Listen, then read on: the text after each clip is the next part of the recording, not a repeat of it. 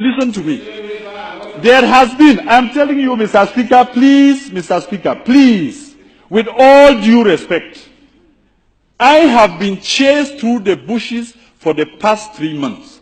I cannot come here and you tell me that I should be discussing the Economic and Social Council, our children out of school, our lawyers in jail, and all that is happening in West Cameroon. It means nothing to you. Where in your standing orders, Mr. Speaker, where in your standing orders do you have space for us to discuss the issues that have to do with the people of West Cameroon? You tell me, then I'll go and sit down. Because you don't seem to have an agenda for us. You don't seem to have it. So what are we supposed to do?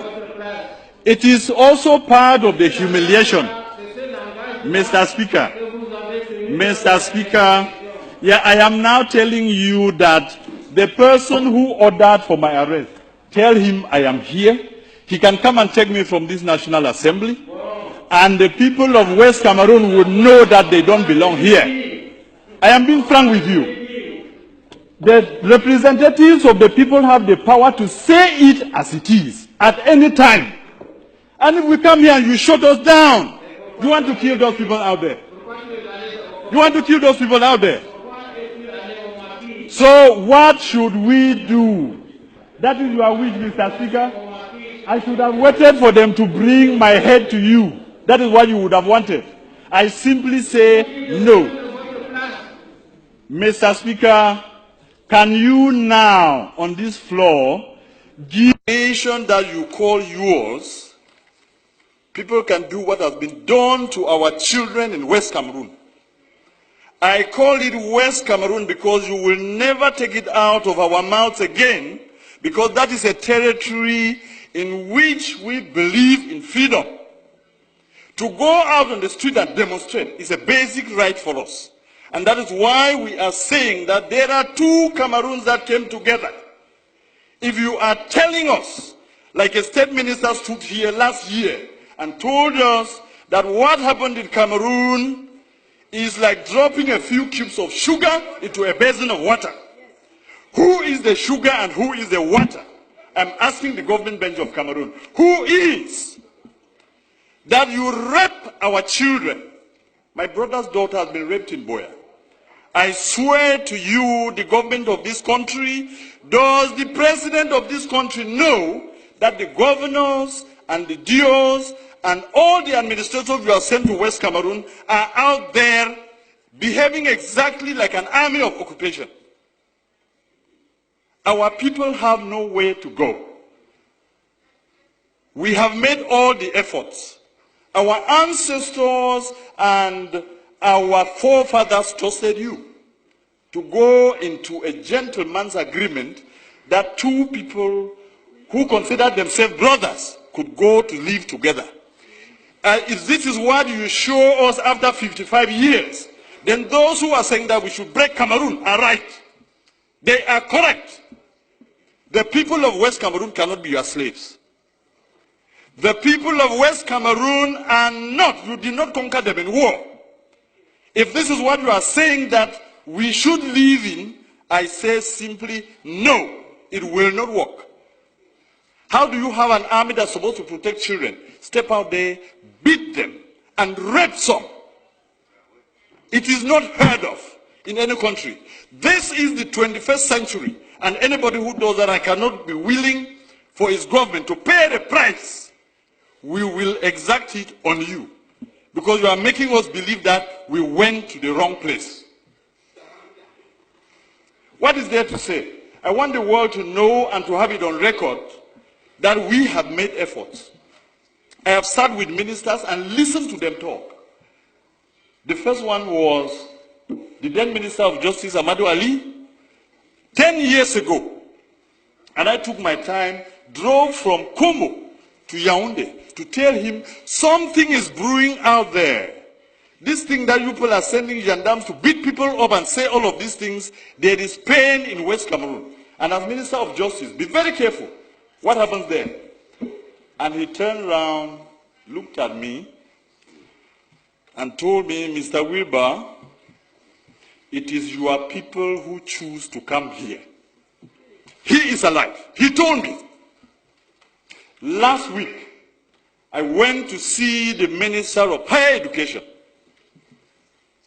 Professor Famindongo, and I told him the problems in Cameroon, the problem we have in West Cameroon, is the problem that will bring down Cameroon. If you do not handle it well, you will not know Cameroon as it is in a few months or in a few years. When people have had pent-up anger and pain, humiliation, for over 50 years, when it bursts out, you will never be able to control it. And I told him. And simply what he asked me was, qu'est-ce que vous allez faire? Because you have your army of occupation out in West Cameroon, you believe that when the people will rise, even if you took the whole of the French army and added to yours, you will never bring them down. And we have no need for that. We don't have any need for that in the 21st century. I was one of the believers in a unified Cameroon. And I want to tell this house that what has happened to those children in Buea University and in Bamenda has convinced me that the people who say Cameroon should go in two parts are correct. And there are more and more of us out there who now believe that it is the ultimate end. I listened the other night, an offer of 1,000 jobs, an offer of 2 billion francs for lay schools, and I laughed at myself. Are my people slaves?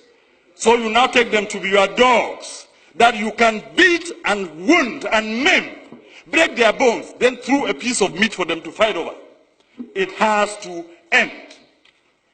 If we, the people of West Cameroon, have to continue doing what we are doing, it is because we believe that the more is always the merrier.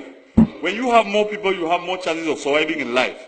If the more people who are the people of East Cameroon have proven to us that our blood means nothing, then it is time for us to say it will soon be over. I want to give you a quote here in this house that I borrowed from the American liberators. When injustice becomes law, resistance becomes a duty. The people of West Cameroon have a duty to resist your oppression. I called it oppression because of what I've seen in the field. Let me quote you another two instances. 3 weeks ago, there was an incident in Bangolan, which is a neighboring village to Jakiri, where I come from. And I don't know what it was about, and a Yandam officer was killed. And the forces of law and order, under the instructions of the SDO of Ngokitunya, move into Jakiri, a neighboring village, and take away 100 men.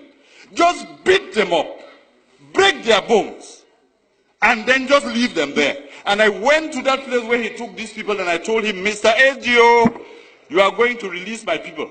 He sent soldiers to me, and one of them told me, I said, I am the representative of these people because I'm a parliamentarian. And the young man turned around and asked me, et puis quoi? On n'est pas ici à Yaoundé. And he drew a line on the ground to tell me, if you cross here, you will see the consequences. Unfortunately for him, I happen to be a descendant of the warriors, so nobody draws a line before me. And I crossed, and I told him, shoot me. I told the SDO, release my people. In 12 hours, he released them. But some are still lying in the hospital. They beat and kicked a woman and she miscarried, a pregnant woman. And nobody can question this. That is the reason in this master plan to finish our culture and our people. You have chosen that every single administrator or every commander of the army is from East Cameroon. That is why they sit there and they can kill the people without remorse. This has to end. Mr. President, Mr. Speaker, I want to repeat this quote. When injustice becomes law, resistance becomes a duty. We, the people of West Cameroon, will resist you, and if you want to take that territory by force, you will kill to the last man before you take it. And you can start from me today. You can start from me. It has to end. Somebody has to know that this is not how you treat a people. 50 years is too long. 50 years is a very, very long time. And we come here and sit just talking about the budget. You normalize murder. You normalize rape.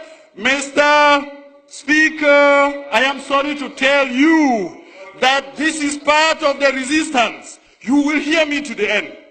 When injustice becomes law, resistance becomes a duty. It is my duty to defend my people. You will not stop me because of lack of time. Or if you want to, you can call your brutal gendarmes to come and kill me here. I will not. I will not. I want you to hear this, Mr. Speaker, that my people are suffering, and that the cube of sugar that was defined in this house, are you just angry, Mr. Speaker, that the person you considered your slave, a slave has risen in the master's house and is asking a question? I have, Mr. Speaker, I'm telling you, this is part of my resistance, and you will hear me to the end. Bring the brutal soldiers who raped our daughters to take me out of here. I will say it to my end. I will say it to the end. There is nothing you can do to me. I'm wondering whether His Excellency the President of the Republic knows that the governors and the DOs are behaving exactly when they are posted to West Cameroon as colonial masters. When they abuse people and insult them and do all they have done, we have to resist, and we have to tell you our people will not be brought down because we came into this union as equal partners. Yes, sir. And I am done. And I am done. And we will resist. And there is nothing you can do to stop us, because this is part of our culture that we inherited. You people who fear every administrator and every ruler, we challenge our rulers, we take them to task, and that is why they are accountable. Thank you very much.